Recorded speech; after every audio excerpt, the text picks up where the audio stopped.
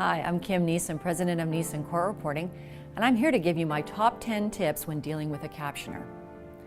First and foremost, make sure you book your event well in advance. Captioners are in high demand, and if there's someone specific you have in mind, you need to make sure you get your request in enough advance notice. Once you've made your booking, our scheduler will ask you to provide prep material for our captioner. These items will include things like agendas, PowerPoint presentations, meeting notes, speaker notes, list of attendees, anything that's going to help us prepare in advance for your event.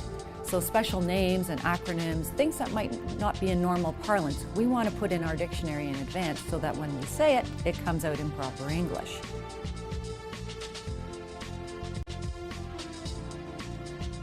If you're using remote captioning, make sure you've got all the proper equipment on site.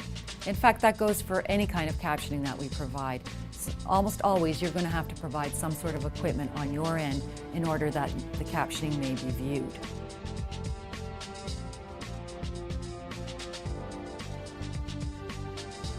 It's a really great idea to try and have a test performed before your actual event.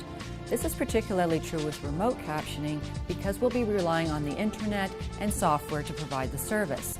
So we're happy to work out a test time with you that's mutually convenient to all of us.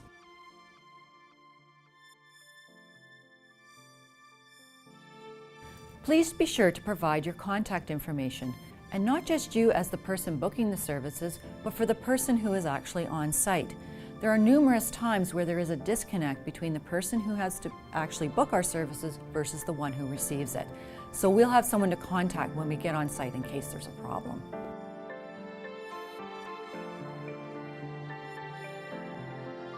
Please remind speakers at your event to speak slowly and clearly, that captioning and perhaps other services are being provided.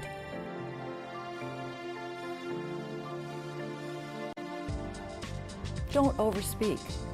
Our captioners can only take down one person at a time, and when people start talking on top of one another, we have to choose which voice to hear and capture. This really does put the person who has a hearing loss at a disadvantage, and quite frankly, it's not good meeting form.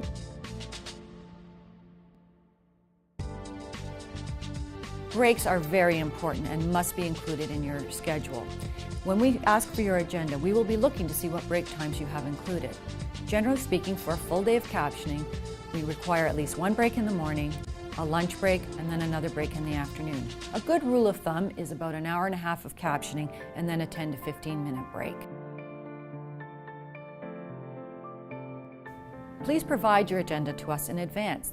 This is what we go through in order to determine how many service providers you'll need and whether you need to work in any breaks and how we might be able to optimize our service to best meet your need.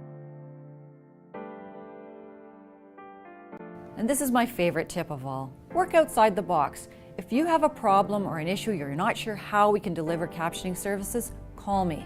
I will help you work out your problem. We at Neeson's love to solve a problem, and it's really important to us that we provide accessibility wherever and however we can. So there you have it. There's my top 10 captioning tips. So until next time,